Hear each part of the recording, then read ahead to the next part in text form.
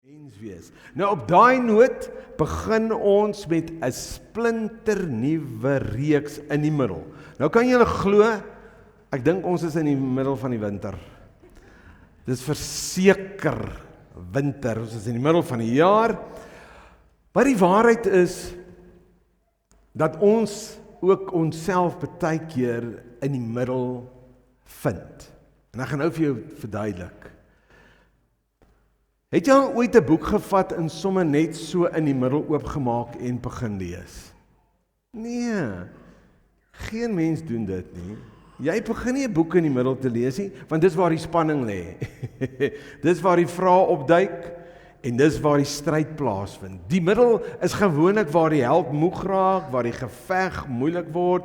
Dit voel asof niks uitwerk nie. En dan begin jy wonder of die einde ooit gaan aanbreek. Ons begin ons 'n boek te lees van die begin af. Want dis waar die opwinding is, nee, dis waar die drome gebore word, waar beloftes gemaak word en waar die reis begin. En ons hou daarvan om by die einde van die boek uiteindelik uit te kom, waar alles sin maak, die held wen, die probleme word opgelos en die storie bereik sy hoogtepunt. Maar tog as ons die middel oorslaan van die boek, mis ons eintlik die hele storie, nê? So ook in ons lewe. Wanneer ons praat oor die middel, in die middel, dis die plek waar dit vir ons baie keer ongemaklik raak. Dit is die plek waar dit ongemaklik raak. Waar ons onseker voel. Dikwels wanneer ons pyn, dis 'n plek van pyn. Dis 'n plek waar ons nie begin het nie, maar ook nie die plek waar God beloof het, dit sal eindig nie. So dis in die middel. En wanneer jy in die middel van iets is, soos 'n siekte wat gediagnoseer is, wanneer jy in die middel van 'n finansiële krisis is, onsekerheid, of 'n gebroke verhouding, of jy in konflik staan met mense, of waar belangrike besluite geneem word, is 'n plek, dit is baie keer 'n plek waar jy voel, jou lewe staan stil. Ek weet nie of jy dit al beleef het nie. As jy daar land, dan voel dit of jou lewe stil staan. Jy sien, dis daai plek tussen die gebed en die antwoord. Dis daai plek tussen die belofte en die vervulling. Dis daai plek wanneer jy gediagnoseer word en die genesing. Is in daai plek tussen die saai en die oes. Dis daai plek. Die middelpunt is die plek waar die krisis is. Tussen die krisis en die deurbraak. Daai middel. Dis tussen die geveg en die vrede. En daarom wil ons jou uitnooi om saam met ons 'n bietjie te reis deur Paulus se briewe vir die volgende 5 weke. En ons gaan vanaf volgende Sondagoggend elke deel inlei met 'n getuienis van 'n persoon wat in die middel was en hoe die Here hom of haar hierdeur gedra het. Julle sal onthou dat ons in die begin van die jaar genoem het dat ons hierdie jaar stil staan by die briewe van Paulus wat 'n brief geskryf het aan die kerk in Korinthe en hoe ons ook ons jaar tema vasgemaak het, nê? Sy heerlikheid in ons, maar sy liefde deur ons. En in hierdie reeks gaan ons ook weer so 'n bietjie stil staan by van sy briewe en ontdek hoe Bybelse teorie en die Bybelse waarheid, hoe dit spreek tot jou in my lewe, wanneer ons onsself bevind in die middel. En nou wanneer ons vanoggend lees in 2 Korintiërs 4, dan wil ek vir jou sê, wanneer Paulus hier skryf, dan sit hy nie op 'n strand met 'n cocktail en hy geniet sy aftrede nie. Die meeste van sy lewe, laaste deel van sy lewe het hy in die tronk gesit. En dis nie 'n tronk soos wat ek en jy ken nie. Die Engelse woord is 'n dungeon, dis 'n gat, 'n donker gat. En Paulus het die grootste deel van sy lewe in die middel deurgebring, die realiteit van pyn. Hy dra littekens, as jy 'n bietjie gaan lees oor sy lewe. Hy's littekens van hoe hy geslaan is. Hy het onsekerheid beleef, verliese, konflik. Hy was by tye verpletterd, verward. Daar's net so baie om te noem, en in hierdie tyd wat ons met jou hieroor praat, gaan ons 'n bietjie nog daarna verwys. Maar hy's baie keer as dood nagelaat, en dan dink hulle die ou, hy's dood, maar hier is hy weer, hier beweeg hy alweer, hier is hy weer aan die gang en hy preek. En tog skryf hy, ten spyte van al hierdie goed waardeur hy is, skryf hy een van die mees hoopvolle gedeeltes in die skrif, in die Bybel.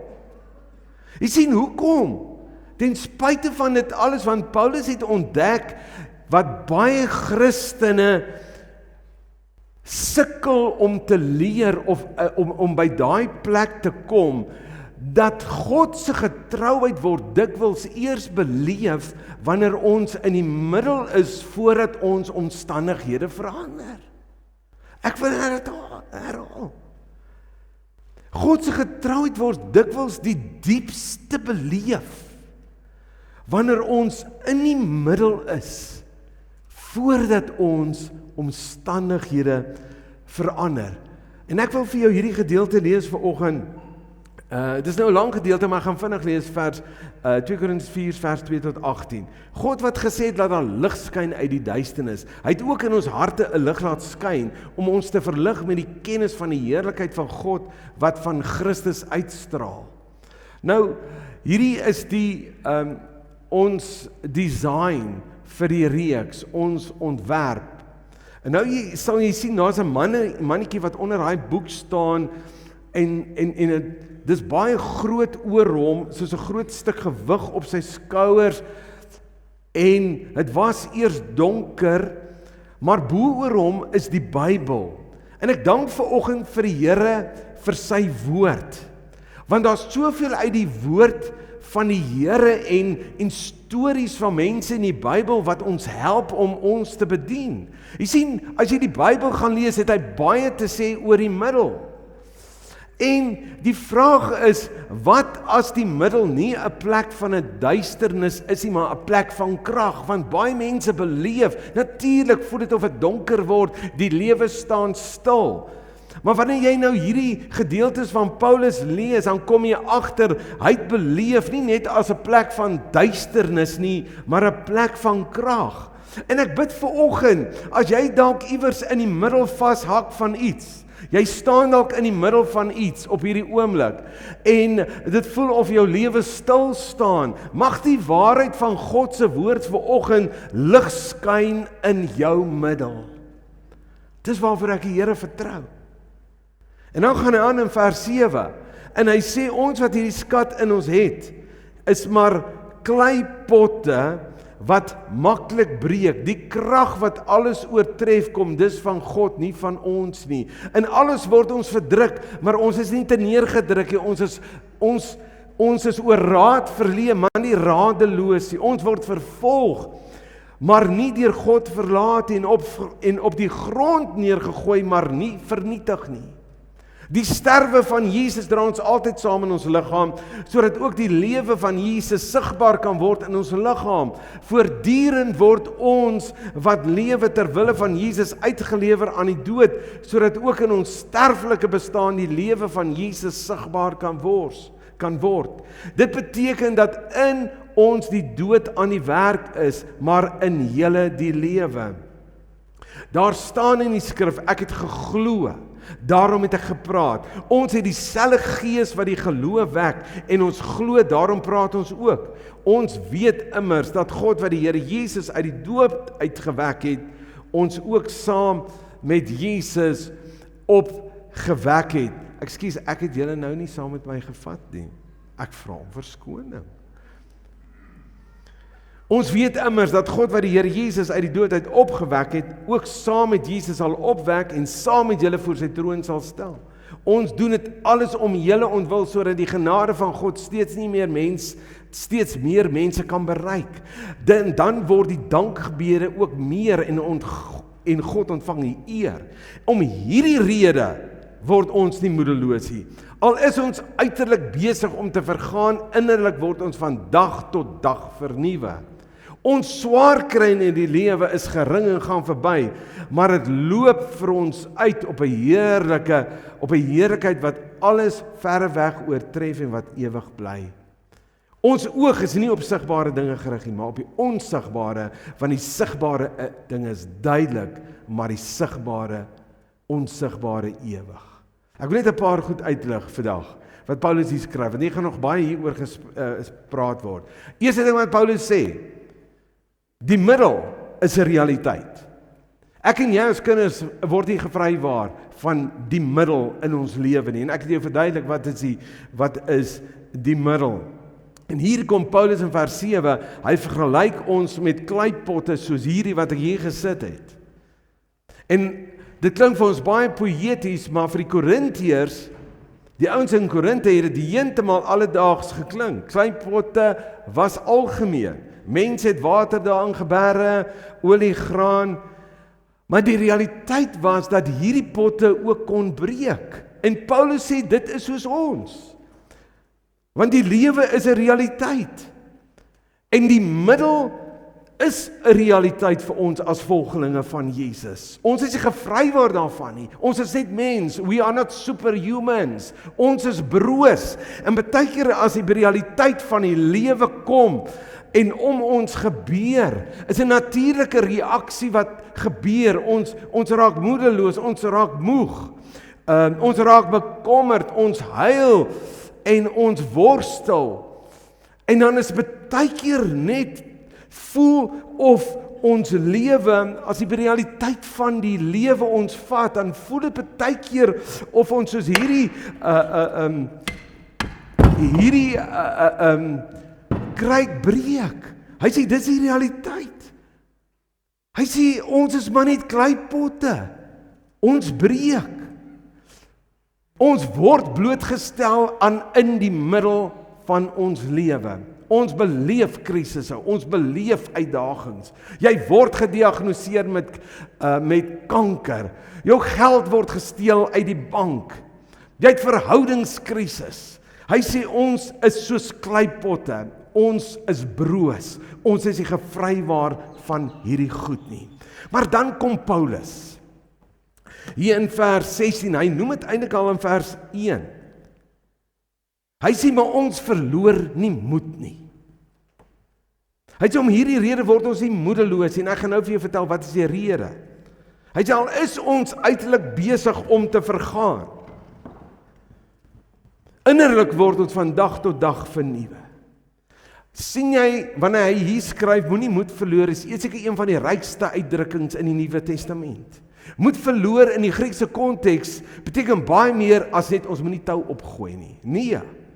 Dit beteken letterlik om geestelik moeg te word, om die dryfkrag te verloor om aan te hou wat reg is. Jy sien, dit beskryf iemand wie se innerlike mens begin ingee.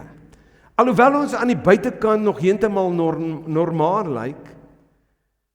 En ek wil net vir jou sê, die vyand se doel is altyd nie net om ons moeg te maak nie. Sy strategie is dat ons moed sal verloor. En dis twee verskillende goed. Daar's 'n verskil tussen moeg wees en moed verloor. Ons kan moeg wees en ons kan steeds getrou bly. Ons kan verward wees en nog steeds God vertrou. Ons kan pyn hê en nog steeds God aanbid. Daar's 'n verskil tussen moeg en moed verloor. Ons kan selfs teleurgestel word en steeds weier om op te gee. En Paulus moedig ons aan. In die Engels hy is so mooi, don't lose your heart. Moenie jou hart toelaat om tou op te gooi voordat jou wonderwerk aanbreek nie. Moenie jou hart laat tou opgooi, sê hy nie. Jy sien, Paulus het al hierdie emosies beleef, maar hy het geweier om toe te laat dat die toestand van sy hart bepaal. Wat beteken hart? In die Bybel verwys die hart nie net bloot na jou emosies toe nie, maar dit is die hele beheersentrum van jou lewe. Dis waar jou geloof leef. Dis waar ons hoop geanker is, waar ons besluite geneem word, waar jou oortuiging oortuigings gevorm word en ons moed versterk word. So wanneer ons moed verloor, hou ons op om te verwag dat God gaan ingryp. Hy sê wanneer jy moed verloor, dan hou ons op om met verwagting te leef dat God iets kan doen. Ons hou op om met vrymoedigheid te bid. Ons hou op om sy beloftes te glo. Ons hou op om hom met vreugde te dien. Ons woon dalk nog die kerk by, maar ons harte is ons besig om stilweg oor te gee. Jy sien, om moed te verloor is om innerlik tou op te gooi, voordat God uiterlik klaar gewerk het. Paulus skryf die middel is 'n realiteit, maar daar's 'n rede hoekom ons nie moedeloos word nie. Hy sê daar's 'n rede hoekom ons, en ek kan vir jou daar besig hou met Paulus se lewe. Ons kan vir 'n hele jaar besig hou, ons self besig hou met Paulus se lewe, oor waardeur hy is.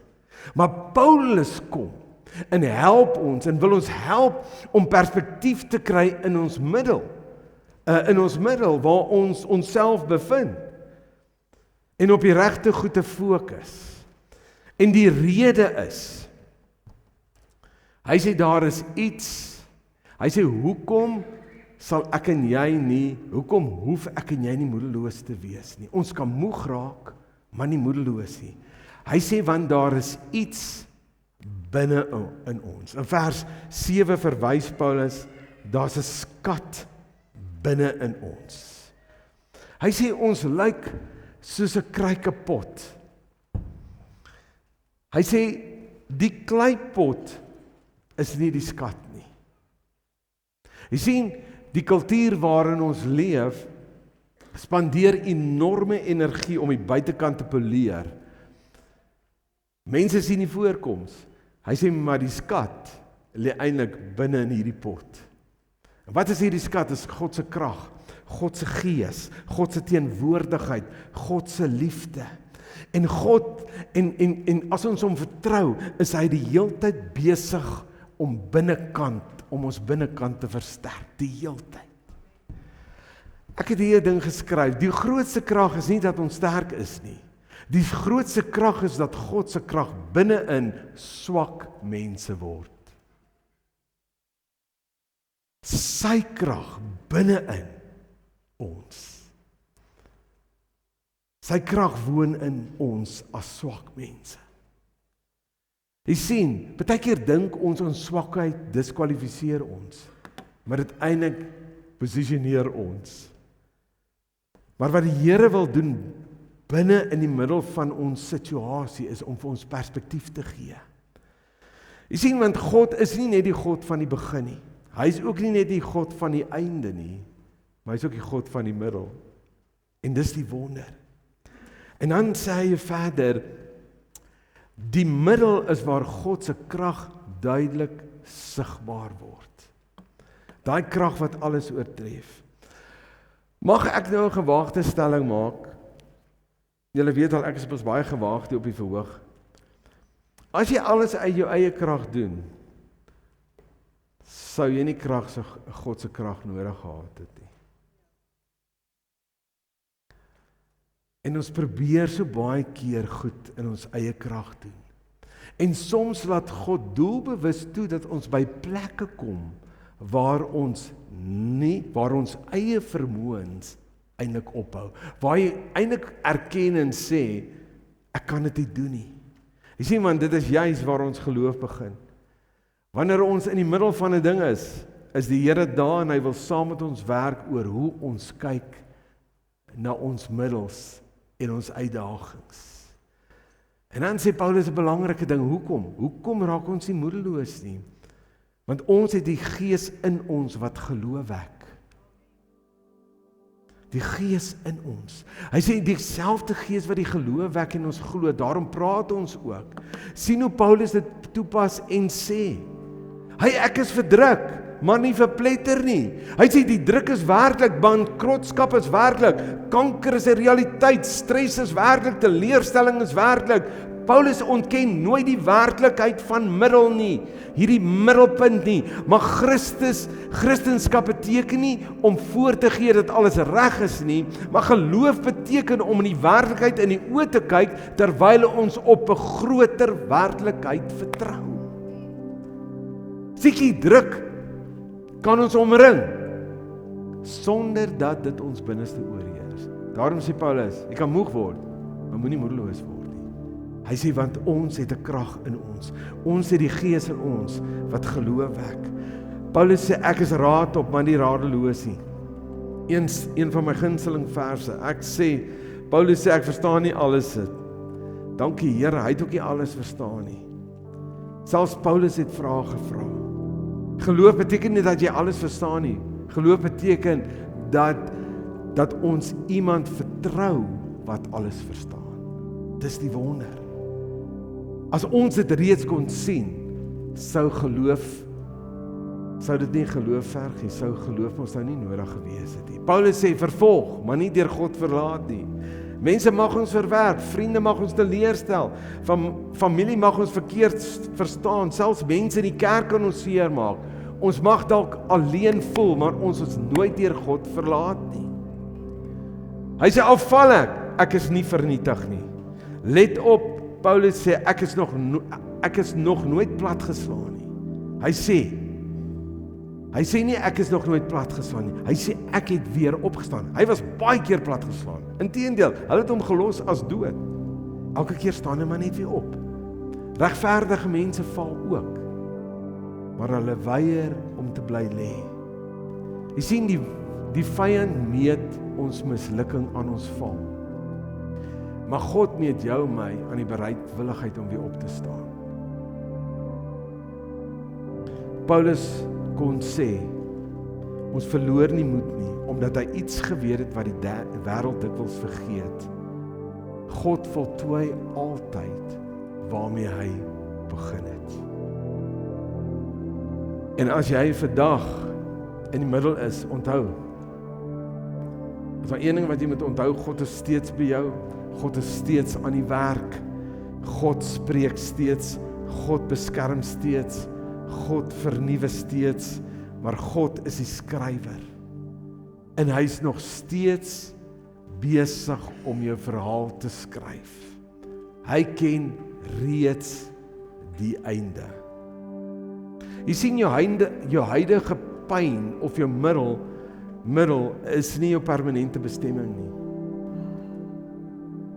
Jou vertraging, wat jy dalk beleef, wanneer kom die uitkomste, is nie noodwendig God se verwerping nie. Jou swakheid is nie jou identiteit nie. Jou middel is nie jou einde nie. Moenie dat die middel jou tuiste maak nie. Die woestyn is nog nooit die plek gewees om te bly nie. Ek wil jou aanmoedig, as jy dalk in die middel staan, as jy jouself in die middel bevind, hou aan God vertrou, hou aan bid, hou aan dien, hou aan aanbid, om hom te aanbid, hou aan om gehoorsaam te wees, hou aan wandel saam met God, want dieselfde God wat saam met Paulus gestap het, stap vandag ook saam met jou, jy is nie alleen nie. En as jy op 'n plek kom en perspektief kry, daar's 'n skat binne in my, wat alles oorheers. Die krag van God, die krag van die evangelie, die Gees van God, sy liefde in my.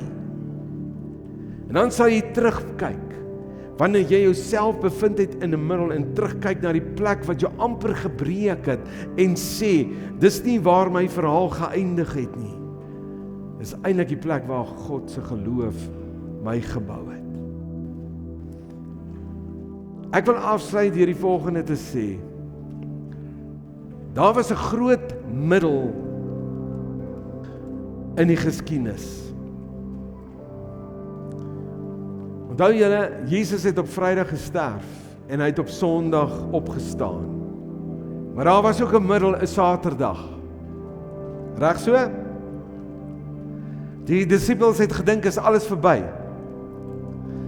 Maar die hemel het geweet, die opstanding is net ure weg. En dalk sit hier vandag mense wat beleef, hulle is in 'n Saterdag seisoen. Die steen lê nog voor die graf, stilte is oorverdowend, dit voel of niks beweeg nie.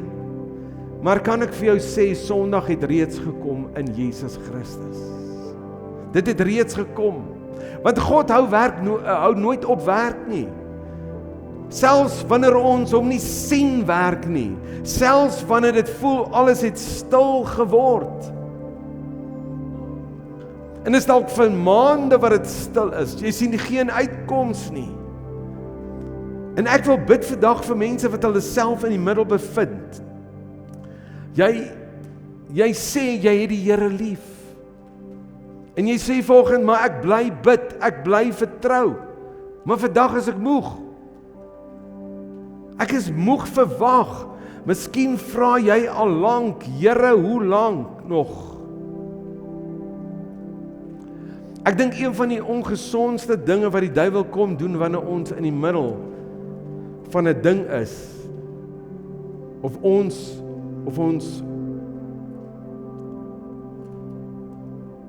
in ons middel is, dit wat ek vir jou verduidelik het, is om ons te isoleer.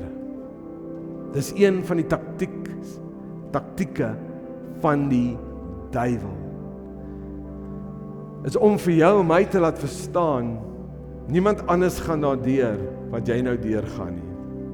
En dit voel asof jy alleen deur hierdie ding gaan.